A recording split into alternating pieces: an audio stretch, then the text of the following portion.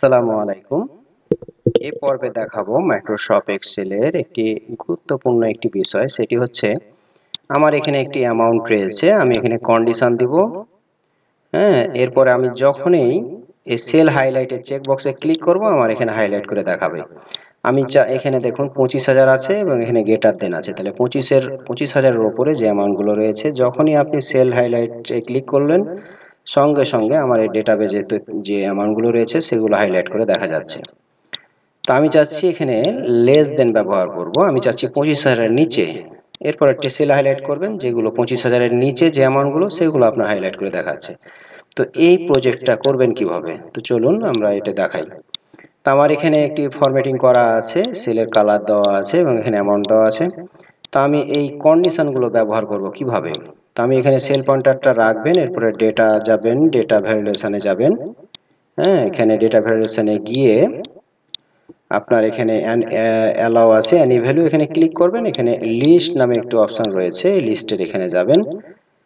এরপরে আপনি এখানে সোর্স আছে, সোর্সের এখানে ক্লিক করে আপনি গেটার দেন দিবেন, কমা, লেস দেন, কমা, গেটার দেন ইকুয়াল, কমা, হ্যাঁ, লেস দেন ইকুয়াল, কমা, নট ইকুয়াল সাইন। আপনি যে যে কন্ডিশনগুলো ব্যবহার করবেন সে কন্ডিশনগুলো আপনি এখানে সোর্সের এখানে টাইপ করে দেবেন, এরপর ওকেতে ক্লিক। দেখুন আপনার এই কন্ডিশনগুলো এখানে অ্যাড হয়ে গেছে ড্রপডাউন লিস্টে। এরপরে আমি চলুন দ্বিতীয় যে পার্টটি, সেটি এই যে চেক বক্সটি আনবো কিভাবে। চেক বক্সটি আনার জন্য আমাকে ডেভেলপার ট্যাবটি লাগবে। ডেভেলপার ট্যাবটি যদি আপনার না থাকে ফাইল ট্যাবে ক্লিক করবেন। এরপরে নিচে অপশন আছে, অপশনে ক্লিক করবেন।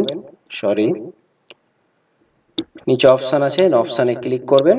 অপশনে ক্লিক করার পর এখানে আপনার কাস্টমাইজ রিবন রয়েছে, এই কাস্টমাইজ রিবনে ক্লিক করবেন। এরপরে এখানে যে ডেভেলপার ট্যাবটি রয়েছে সেই ডেভেলপার ট্যাবটিতে আনচেক থাকবে আপনার ডিফল্ট হিসেবে, আপনি চেক মার্ক করে ওকেতে ক্লিক করবেন।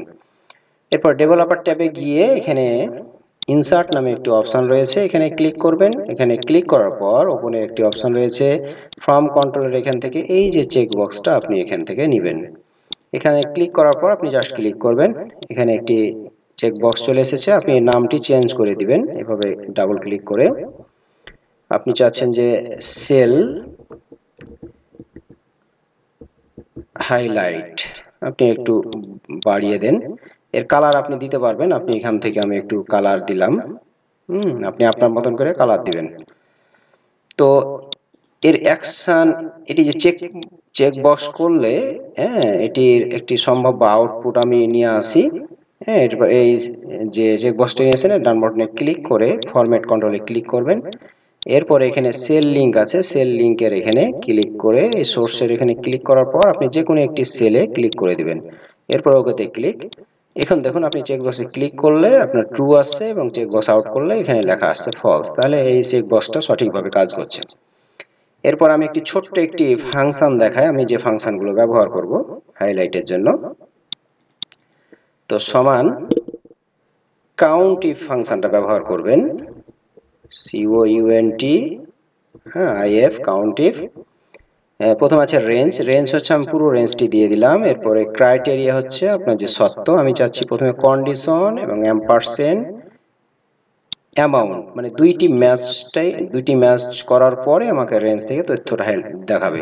তো দেখুন এখন 18 দেখাচ্ছে, কারণ 30,000-এর ওপরে এখানে গেটার দেন ব্যবহার করা আছে। 30,000-এর ওপরে এই এরিয়ার ভিতরে আপনার 18টি আপনার অ্যামাউন্ট রয়েছে। তো আমি এখানে যদি লেস দেন দিই তাহলে দেখুন 38টি অ্যামাউন্ট রয়েছে। আমি যদি এখানে একটু ভ্যালু চেঞ্জ করে দিই, আমি চাইছি 45,000-এর ওপরে যেগুলো আছে, তাহলে আমরা 45,000-এর ওপরে যদি দেয় মাত্র 0, মানে কোনো 45,000-এর ওপর কোনো অ্যামাউন্ট নাই। তা আমি এখানে যদি দিই একটু কমিয়ে দিই, আমি এখানে 40,000 দিলাম। এরপরে দেখুন এখানে 4টি ভ্যালু রয়েছে। এরপরে এই ফাংশনের সামনে আপনি আরেকটি যোগ করবেন, এই হাইলাইটটাকে অ্যাড করবেন। হাইলাইটটা অ্যাড করতে চাইলে এন্ড ফাংশনটা টাইপ করবেন। এরপরে যে ফলস যেখানে আছে বা ট্রু আছে, মানে সেলের যেটা আউটপুট আছে, হ্যাঁ, আউটপুটের এখানে ক্লিক করে আবার কমা দিবেন। এরপরে এন্টার কি প্রেস করবেন। দেখুন আমরা এখানে চেক বক্স করলে ট্রু আসছে এবং এখানে চেক বক্স যদি আউট করে দিই ফলস আসছে, তাহলে আমার ফাংশনটি সঠিকভাবে কাজ করছে। তো চলুন আমরা এই সেম ফর্মুলাটা আমি এখানে এই এই সেলের ভিতরে কন্ডিশনাল ফরম্যাটিং হিসাবে দিব। তো আমি এই পুরো যে সেলগুলো হাইলাইট করতে চাচ্ছেন সেই সেলগুলো সিলেক্ট করবেন। এরপরে হোম ট্যাবে ক্লিক করার পর এখানে একটি কন্ডিশনাল ফরম্যাটিং রয়েছে। কন্ডিশনাল ফরম্যাটিং এ ক্লিক করার পর নিউ রুল নামে একটা অপশন রয়েছে, এই নিউ রুলে ক্লিক করবেন।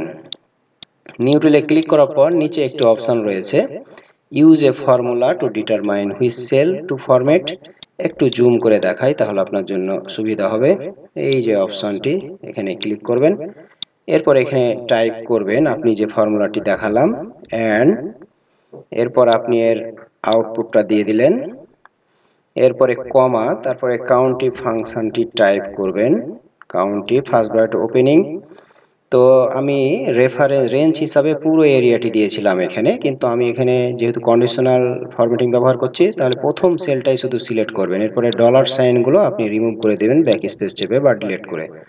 কমা, এরপরে আপনি কন্ডিশনে ক্লিক করবেন, এরপরে %, এরপরে আপনি যে অ্যামাউন্টটা দিবেন সেই অ্যামাউন্টটা ক্লিক করে ফার্স্ট ব্র্যাকেট ক্লোজ বন্ধনী দিবেন, এরপরে এন্ড ফাংশন ক্লোজিং দিবেন। একটু জুম করে দেখায় ফর্মুলাটা, আপনারা এই যে এই সিস্টেমে আপনার ফর্মুলাটা টাইপ করবেন। এরপর আপনি কোন ফরম্যাট দিতে যাচ্ছেন ফরম্যাটে যাবেন। ফরম্যাটে ক্লিক করে ফিলে যেতে চাচ্ছি, আমি চাচ্ছি একটি কালার দিব, আপনি আপনার মতো করে দিবেন। হ্যাঁ, আমি ফন্ট কালার দিতে চাচ্ছি হোয়াইট এবং একটু ইটালিক করতে যাচ্ছি। এরপর ওকেতে ক্লিক করুন। এরপরে আমার কিন্তু কোনো হাইলাইট হচ্ছে না। যখন আপনি সেল হাইলাইটে ক্লিক করবেন তখন কিন্তু আপনার হাইলাইট করে দেখা যাচ্ছে। তো আপনার এখানে 40, আমি চাচ্ছি লেস দেন দেখবো, আমি লেস দেন দিয়ে আমি হাইলাইট আউট করলে দেখেন 40,000 এর নিচে যে অ্যামাউন্টগুলো রয়েছে সেগুলো হাইলাইট করে দেখাচ্ছে। তো আমি যদি এখানে 15,000 দিই, এরপরে আমি হাইলাইট করি, দেখুন আপনার 15,000 এর নিচে যে অ্যামাউন্টগুলো রয়েছে সেগুলো হাইলাইট করছেন। তো আশা করা যায় বুঝতে পেরেছেন এটা কিভাবে করলাম। হ্যাঁ, তো এরপর এখানে যে ফলস আছে বা ট্রু আছে এর আউটপুটটা চেক বক্সের, এটি আপনি রাখতে চাচ্ছেন না। তো আপনি এখানে কালার যাবেন, এখানে ক্লিক করার পর ফন্ট কালার এখানে গিয়ে আপনি হোয়াইট করে দিবেন, তাহলে আপনার এটি আর দেখা যাবে না। আর এটি তো আমার প্রয়োজন নাই, এটি ডিলিট করে দিলাম। তো আজকে এই পর্যন্ত। আসসালামু আলাইকুম।